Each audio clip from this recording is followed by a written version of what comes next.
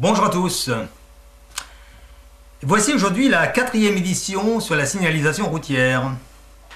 Alors vous avez certainement constaté, aussi bien en zone urbaine qu'en zone rurale, l'absence d'indications, notamment concernant les panneaux de direction. A contrario, il se pourrait que vous rencontrassiez des indications inutiles, pour ne pas dire parasites. Regardez.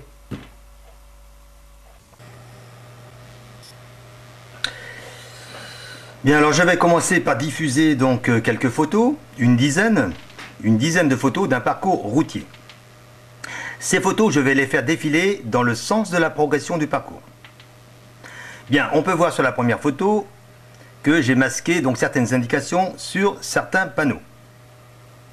Donc l'aperçu de ces images que je vais faire défiler, va dans un premier temps vous permettre de mieux vous situer donc dans le contexte et aussi dans l'environnement. Alors première photo, eh bien on se trouve à la sortie d'une agglomération où la vitesse est limitée à 50. Nous avons donc un panneau de fin d'agglomération ainsi qu'un panonceau qui est placé au-dessus qui indique qu'il s'agit d'une route départementale. Alors est implanté à cet endroit, à quelques mètres après ce panneau de fin d'agglomération, un signal, un panneau d'interdiction avec limitation de vitesse 70. Deuxième photo. Alors en premier plan, donc on retrouve le panneau donc de limitation de vitesse 70 avec donc 40 mètres plus loin environ donc un panneau de danger succession de virages. Photo suivante, donc continuité du parcours, premier virage. Photo suivante, continuité du parcours toujours, un virage au fond, une route relativement étroite, dangereuse pour les cyclistes, hein, bien tout dépend aussi du comportement des véhicules à moteur. Photo suivante, continuité du parcours, avec donc un nouveau virage. Photo suivante.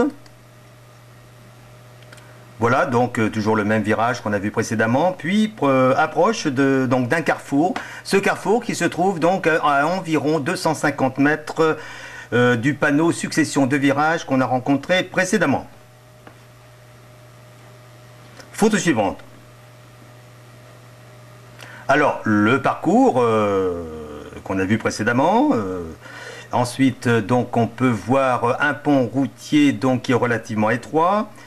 Et également au fond, je vais zoomer un petit peu, on voit un panneau d'interdiction, limitation de vitesse 50.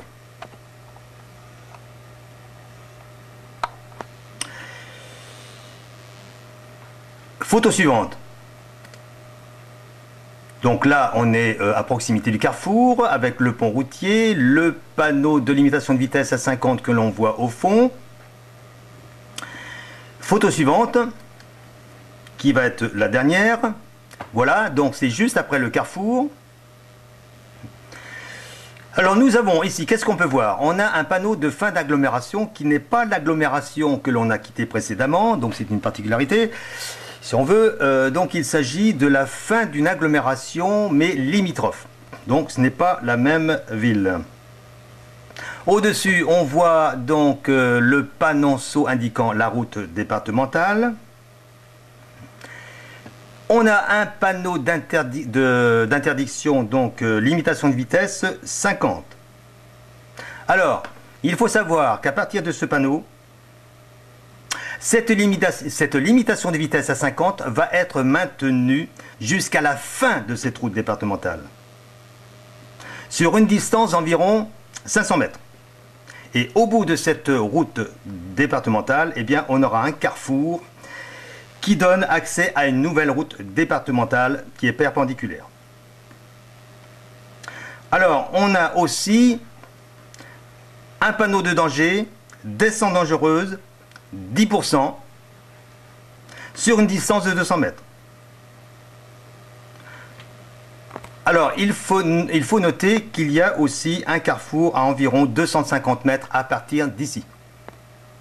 Voilà, donc on voit le profil de la route, donc virage à gauche et pente et descente dangereuse aussi à 10%. Voilà pour définir donc en quelque sorte le profil routier sur une distance d'environ 800 mètres, donc à partir du premier panneau, c'est-à-dire à partir de la première photo ici, jusqu'à la fin de la route départementale, donc 800 mètres environ. Donc première photo, je reviens sur cette première photo. Donc on a grosso modo résumé ce qui peut caractériser la vitesse sur ce profil routier. Hein. On a vu donc une sortie d'agglomération à 50, des panneaux de vitesse limite 70 et 50, une route sinueuse, parfois étroite, une descente accentuée, deux carrefours intermédiaires et un carrefour en fin de parcours. Mais venons-en au cœur du sujet. Ce signal vitesse limite 70 que l'on voit ici, n'est-ce pas? Disons-le de suite, est un signal parasite. Alors pourquoi?